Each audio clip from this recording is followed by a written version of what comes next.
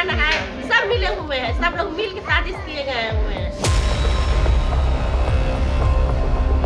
अभी तक उनको रिमांड पर नहीं लेना, हॉस्पिटल के खिलाफ कार्रवाई नहीं करना,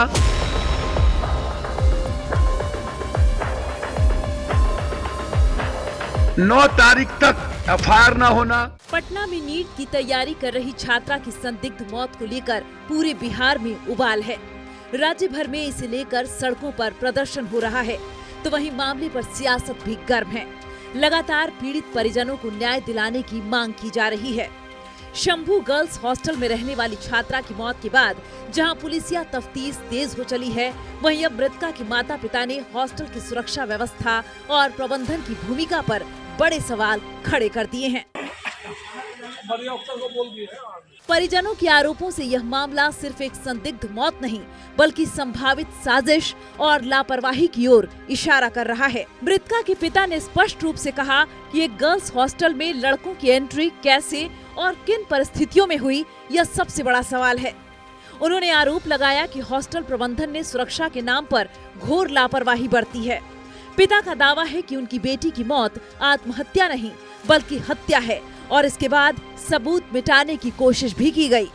उन्होंने कहा कि अगर हॉस्टल में कड़ी सुरक्षा, प्रवेश रजिस्टर, गार्ड और सीसीटीवी की सही व्यवस्था होती तो बाहरी लोगों की मौजूदगी संभव ही नहीं होती। परिजनों का आरोप है कि घटना के बाद हॉस्टल प्रबंधन की भूमिका संदिग्ध रही। उन्होंने कहा कि कमरे की स्थिति और घटनाक्रम से कई सवाल खड़े होते हैं, लेकिन इन बिंदुओं पर गंभीरता से ध्यान नहीं दिया गया। मृतका की मां का कहना है कि जब हम लोगों को मिलने के लिए रिसेप्शन पर बैठना पड़ता है, रजिस्टर में एंट्री करनी होती है, तो फिर 2 लड़कों को हॉस्टल में कैसे दाखिल कराया गया। अब उसमें वार्डन लोग भी मिले हुए हैं जी।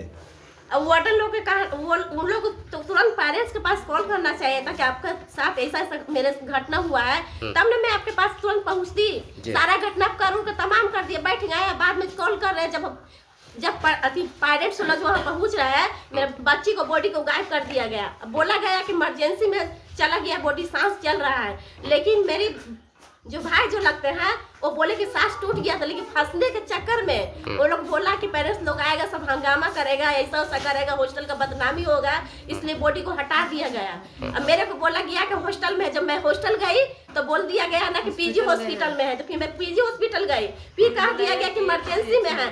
3 जगह में हम लोग को दौड़ाया गया। बताइए इसमें साजिश नहीं कि क्या है। अब पंखा में जो लटकाया है, पंखा का डायना में लटकाया हुआ है, जो पंखा का डायना जो है एक भी लगा हुआ भी नहीं है। मेरी बच्ची 45 केजी की मेरी बच्ची है, जो पंखा में डायना में लटकाया गया, तो पंखा का कोई हाल खराब नहीं होगा। जस का तस पंखा देख रहे हैं, अब वहीं पर टेबल रखा हुआ, मतलब ये स्पष्ट है कि साजिश के तहत साजिश किया गया, बहुत तरह से साजिश किया गया है। कैमरा जब चेक करने गई हूँ, उसमें भी 9:30 बजे मेरी बच्ची बाहर में बरस कर रही है। कर उड़ के जब अंदर गई है, उसके बाद के वीडियो कुछ नहीं है। अब बाद वीडियो बाद के जो आया है, वो आया है कि बच्चा जो 2 लड़का जो है उस पर उतार रहा है, उसी समय का वीडियो जाके वायरल कर दिया है। दिखाया गया है ना, लड़का को जाते हुए दिखाया है ना आते हुए दिखाया है, खाली उसको उतारते हुए खाली वीडियो आया हुआ है। अब प्रशासन के आने से पहले ये सब सारा काम तमाम सब कर दिए, बॉडी को वहाँ से गायब कर दिया गया। प्रशासन से आने के पहले ही पुलिस लोग भी मिले हुए हैं। वो हॉस्टल के जितना सब है मेंबर सब है, हॉस्टल का मालिक है, वार्डन है, सब मिले हुए हैं, सब लोग मिल के साजिश किए गए हुए हैं। अब जो 2 लड़का पकड़ाया है, एक लड़का को छोड़ दिया गया। क्यों छोड़ दिया गया? जब उस 2 लड़का उसमें शामिल था, एक लड़का की गिरफ्तारी हुआ है, दोनों की गिरफ्तारी हुआ था, फिर भी एक लड़का को छोड़ दिया गया है। क्यों छोड़ दिया गया है? दोनों जब साथ में है। इन सब के बीच पटना में रहकर पढ़ाई करने वाली 2 छात्राओं की मौत और परिजनों द्वारा इसे हत्या बताने के मामले को लेकर सांसद पप्पू यादव गांधी मैदान के परफेक्ट पीजी गर्ल्स हॉस्टल पहुंचे। पटना में चलने वाले गर्ल्स हॉस्टल की सुरक्षा को लेकर उन्होंने सवाल उठाते हुए कहा कि इनकी लाइसेंस की जाँच होनी चाहिए। नीट छात्रा मौत मामले को लेकर सांसद ने हॉस्टल के निर्माण पर ही बड़ा सवाल उठाया है। हॉस्टल की बिल्डिंग कैसे बनी? एक चपरासी कैसे करोड़ों की संपत्ति का मालिक बन गया? डिप्टी सीएम सम्राट चौधरी से उन्होंने इसकी जांच कराए जाने की मांग की है। पूरी मिटाने की कोशिश हो रही है।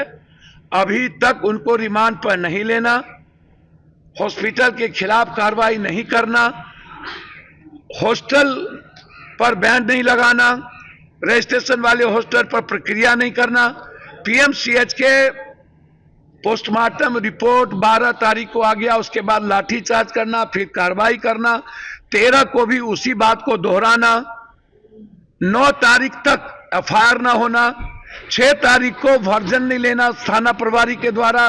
जब आप बच्ची को प्रभात ले गए उतना दूर, तो फिर बच्ची से आपने फर्द बयान क्यों नहीं लिया? आपको बता दें कि नीट छात्रा की मौत के बाद से ही यह मामला सुर्खियों में है।